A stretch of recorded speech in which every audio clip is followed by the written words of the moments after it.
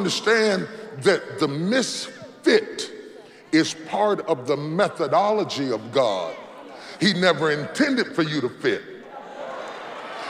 If you would have fit in with the Hebrews, you can't lead what you fit in with.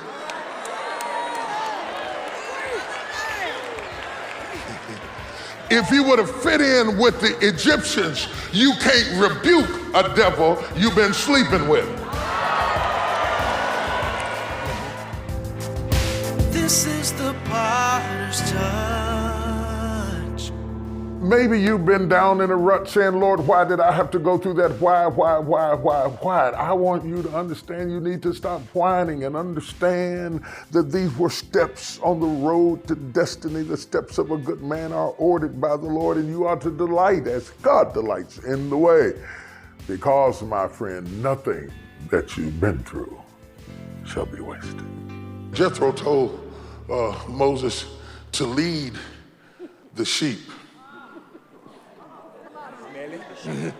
Oh, smelly, dirty, stinky. Sheep look good on them pictures and stuff, but I was out in Jerusalem and I actually got to go out there where the sheep were. See, when you see them in the picture, you can't smell the picture and stuff, but when you actually go out there where the sheep are, yes, it'll make you carry some Glade and some Lysol and some Pine Sol. And you know how white they are in the pictures and stuff? In real life, oh, no, that's photo enhancement.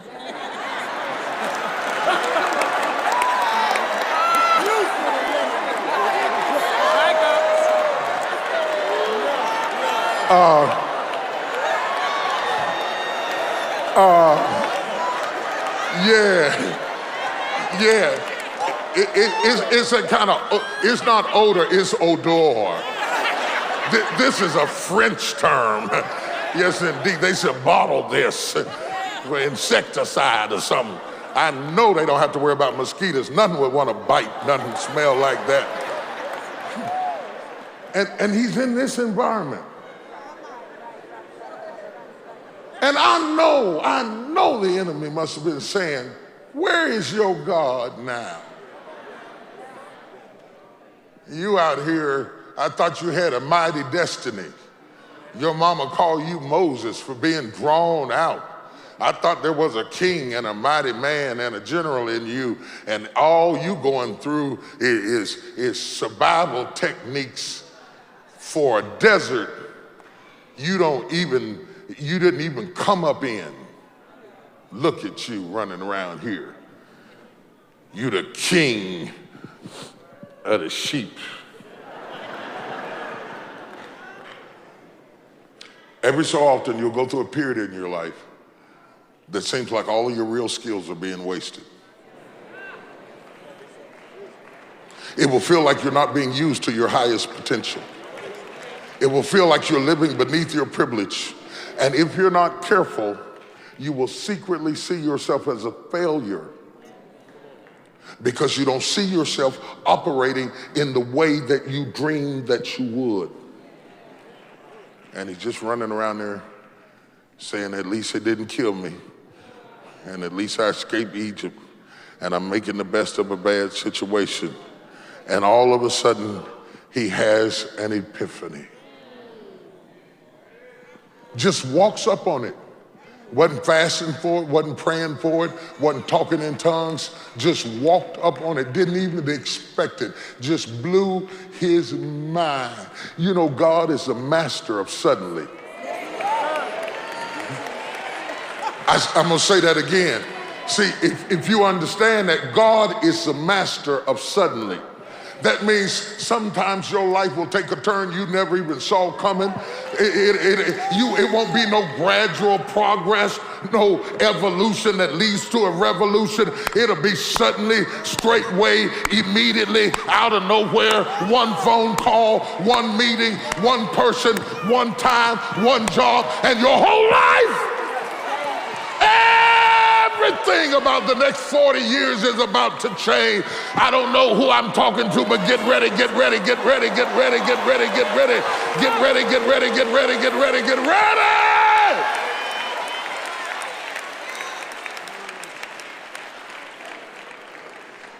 And God, he's walking through the woods and walking through the desert that he has now gotten used to. He's been there 40 years. He's 80 years old.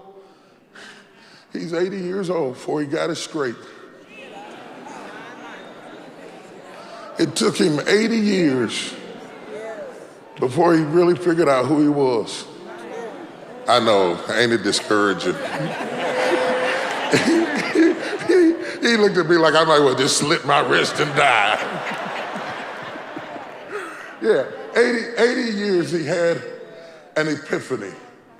80 years of not being sure and not being secure, and 80 years of not having a definite, and 80 years of not having an absolute, and 80 years of an identity crisis, and 80 years as an uncertainty, and 80 years of not quite fitting in with anybody.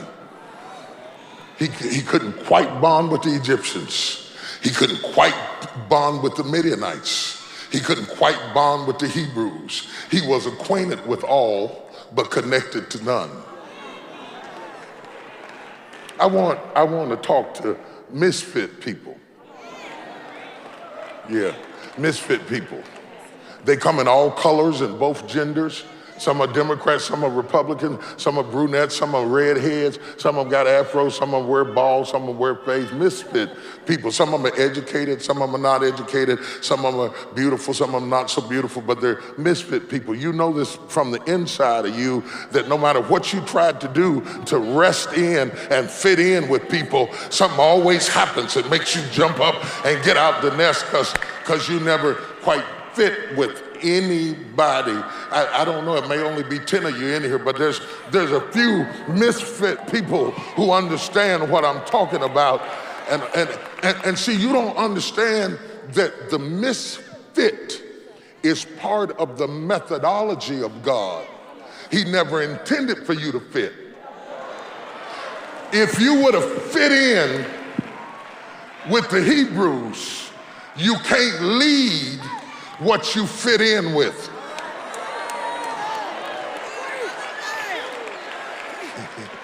If you would have fit in with the Egyptians, you can't rebuke a devil you've been sleeping with.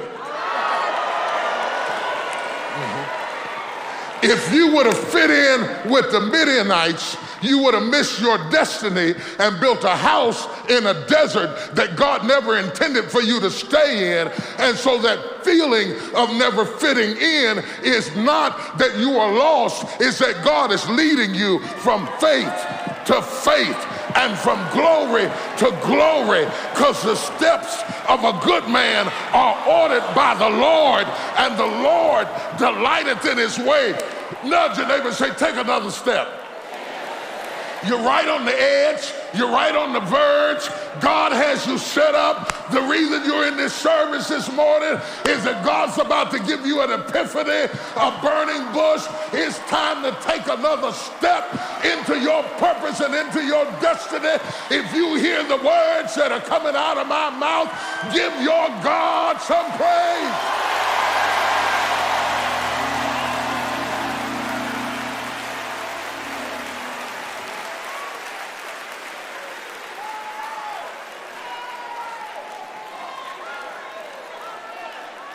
Look at your neighbor and say, I dare you. I dare you. I double dog dare you to take another step. You're right on the verge of stepping into your purpose, into your destiny. If you don't give up, if you don't baby yourself, if you go ahead and push yourself and get on up out of this mess, I dare you. Yeah. Nudge your neighbor, say, it's not over. God is not finished with you.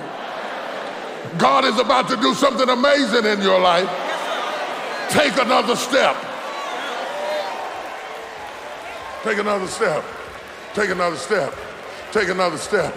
Take another step. Still to come on The Potter's Touch. I'll let you cry. I'll let you learn how to scrape and scrimp and save and do without and make it without this and make it without that and make it without the other. It never meant that I wasn't going to bless you. It just meant that I wanted you to be able to help somebody else who would go through a situation and you could tell them, this is how you make it in this environment because I've been there myself.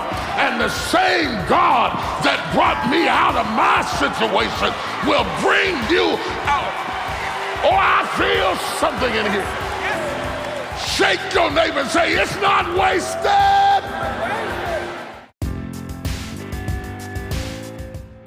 When I talk about good being the enemy of great, when you're a very talented person, you don't have to use your full strength to be able to get by because your environment standards may be lower than greatness. It is easy for you to appear exceptional when you're really gifted without really studying, without really developing yourself. And in the world, in the street, we call it getting over. And I say that good is the enemy of great because really talented people can do good without effort. But the tragedy of that compromised greatness is that you never discover who you were meant to be because they were so easily satisfied with so much less. They missed the opportunity to meet the greater self within you. And so what I am saying to people that if you think that there is greatness down inside of you, don't let the counterfeit experience of being good stop you from the pursuit of greatness. And when he took that next step, he ran into this epiphany, this,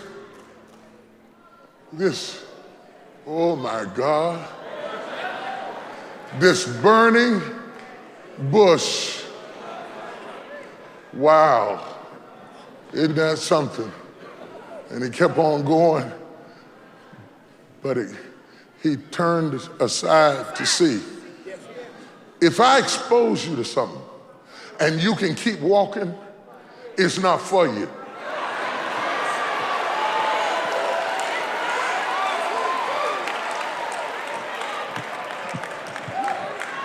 I was teaching a leadership class. I was mentoring a young pastor, and I was teaching a leadership class, and while I was teaching, I could tell that he wasn't connecting at all, and I immediately decided not to invest any more energy.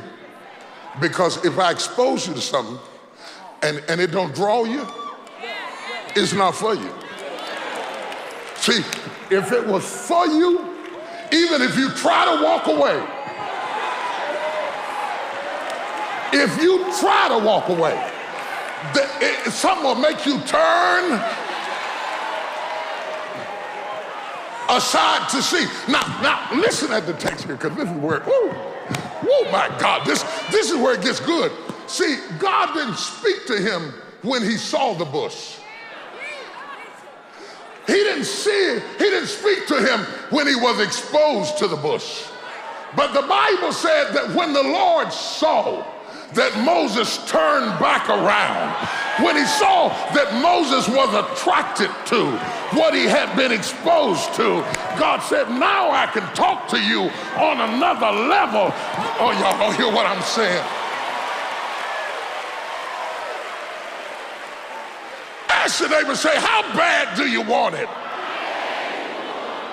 Yeah, do you want it bad enough to keep turning back, to look at it again? And I don't know what it means, but it's drawing me. And I don't understand it, but it's pulling at me. And I don't know what's going to come out of it, but some kind of way, my destiny is tied to that bush.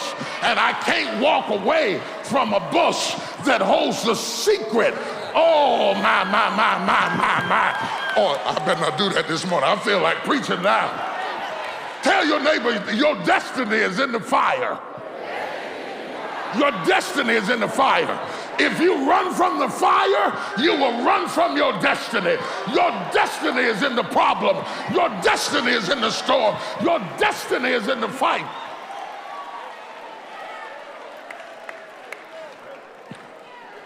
And when the Lord saw that what Moses had been exposed to kept drawing him back, then God called unto him. God didn't call unto him until he turned aside. When he turned aside, God said, Moses, Moses. Have you got something calling you you don't understand? Pulling at you that you can't put your finger on, challenging you, take off your shoes. For the ground you stand on. What do you mean the ground? This is the ground I stand on every day. I've been standing on this ground for 40 years. Well, how is this holy ground? It wasn't holy last week. It wasn't holy. I'm standing on sheep dung. What's holy about this ground? It's holy because I'm there.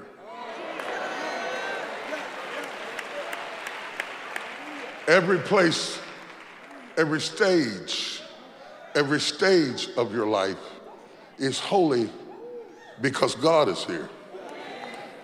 So why are you worshiping the last stage? Why aren't you discovering God in the stage of life you're in, rather than wishing for the stage you were in or waiting on the stage you're going to? Why don't you have the bush where you are? Things that make you say, oh. And all of a sudden God says to him, this is holy ground. This ain't holy ground. It's ain't, this stinking ground ain't no holy ground. Sheep dung all over the floor. How is this holy ground? This ain't no holy ground. Got me out here sweating and working. This ain't no holy ground out here. Up here sucking water out of roots of cactuses and stuff like that, and then killing snakes and all of that kind of stuff, dealing with serpents and all that kind of stuff. How is this holy ground? Got to watch what water you drink. Some of it's bitter and some of it's not bitter. How is this holy ground? This don't make no sense. Take off your shoes. The ground you stand on is holy ground. If you curse the way God led you, you will not reach the place he's taking you to. So here he is. And God says to him, now I'm going to show you why I took you this way. You were trying to lead the children of Israel someplace you had never been yourself. And if I would have let you lead 40 years ago, you would have led them into a wilderness that neither one of you had ever seen before.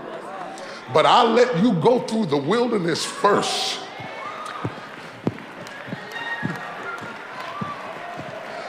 So that now when you get ready to lead somebody, you will have some credibility through the things you have suffered.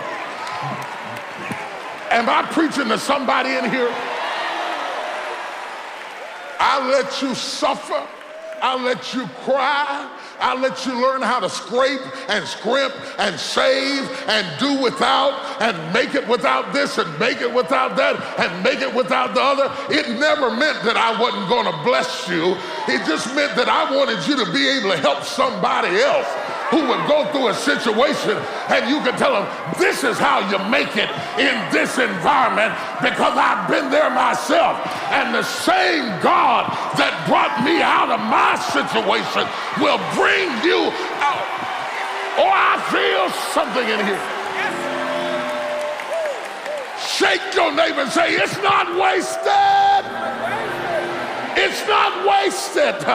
What you went through, how you suffered, how you cried, how you had to scrape, how you had to raise them kids by yourself, how you had to work 2 jobs, how you had to scratch your way up. It is not wasted.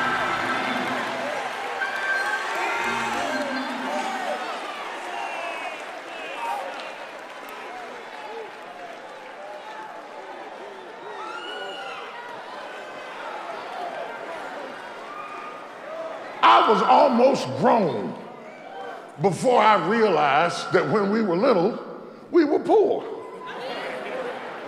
I didn't know that. I didn't know that. I do remember not knowing what spaghetti sauce was. Because you remember how mama used to cook noodles and pour ketchup on it?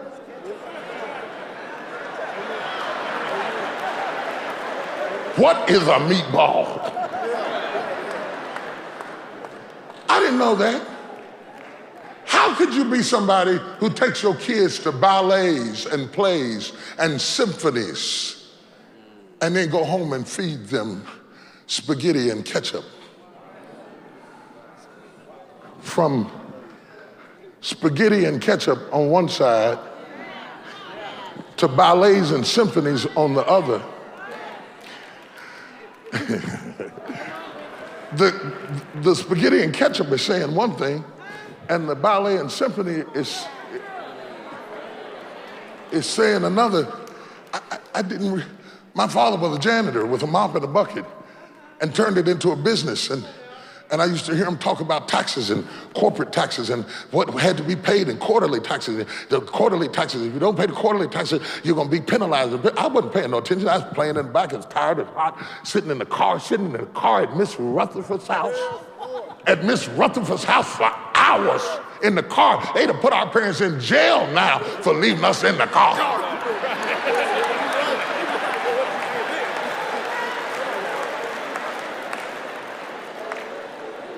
But when you pour, you can't die because it's hot. That's something rich people do. Poor people fan hard. Oh, y'all don't understand what I'm talking about. When you ain't got no money, you just learn how to fan, baby. God has a way of taking all these disconnected little pieces of your life that make no sense. How you suffered, who didn't raise you, who didn't love you, who wasn't there for you, things you learned how to do that seem like made no sense, and they look like delays. They look like delays. But God sent me here to tell you that nothing that you've been through will be wasted. I don't know what that means to you, and I don't know what you and him been talking about. All I know is that he spoke to me and told me to preach this morning that nothing you've been through, not one tear that you shed, nothing that you learned, nobody who left you, nobody who walked out on you, nothing you had to endure was wasted. God's going to use everything you've been through to get you ready for what he's about to do in your life. If that word means something to you, give God some praise.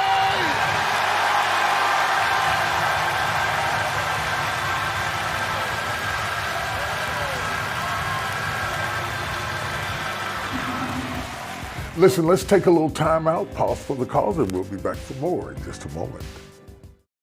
Don't settle in your nest when you should be soaring. It's time to fly. Every time I try to sit down with less than what I was created to be, something sticks me and I gotta get up and try again. There are certain situations that God will make so unbearable that you don't have to discern that it's time to go. It's almost impossible to stay. What's wrong with you is all those people who knew you win. Because if they knew you win, they'll hold you to back then. I gotta go. Don't let the counterfeit experience of being good stop you from the pursuit of greatness. For helping us reach others with your best gift, we would like to give you Time to Fly, a 4-DVD set. And when your gift is $125 or more, receive our Blessed and Loved calendar, a journal for recording your experience to new heights, and our Blessed and Loved Inspiration Cup. When you visit our website or call 1-800-BISHOP2 today. Hello, this is Bishop T.D. Jakes, about helping me to help them. Partners, don't miss Come Home for Christmas, our special holiday weekend at the beautiful Gaylord Texan Resort. We can't do any of the things we do without your support and prayer, and I don't want you to step into another year without us being able to pray over the mandates that the Holy Spirit has put on your life as well. Registration is absolutely free, but we do need you to register. Space is limited, so reach out to us today, and I'm looking forward to seeing you on December 7th through the 9th as we come home for Christmas. Celebrate the electrifying atmosphere of Woman Thou Art Loosed with the highly anticipated release, Woman Thou Art Loosed Worship, live at Lakewood with Bishop T.D. Jakes, Pastor Cheryl Brady, Myron Butler, Gay Arbuckle, John Murray, Lady Joy Hill, and featuring Maurice Brown and the hit anthem, The Sound of Worship, Woman Thou Art Loosed Worship, live at Lakewood. Get your copy today when you visit WTAL.org or call 1-800-BISHOP-2. And Pharaoh called out his magicians. And his magicians threw down the rod and it turned into a serpent. Had Moses not gone through the wilderness, he wouldn't have been prepared to handle this situation. But because he had been in this situation before, Moses said, that ain't nothing. Check this out. He threw down his rod, turned into a serpent, ran their little serpents off, picked it back up again. He said, check this out. He stuck his hand in his bosom. It came out leprous. He stuck it back in. It came out healed. He poured out water. It turned to blood. Pharaoh said, we didn't teach you that at the school. He said, no, I learned that in the desert. I learned that in the storm. I learned that in the fire. I learned that, Mando Shato, Hilabo Kosadaba.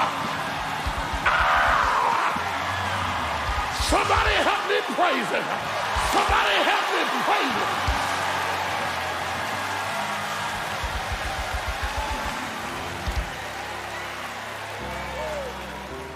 I've got to close right now, but I will not close without thanking our partners because your faithfulness makes it possible for me to be on the air. And may I challenge those of you who are watching, have you ever thought about being a partner with this ministry? If you value it enough to watch it, then why not support it?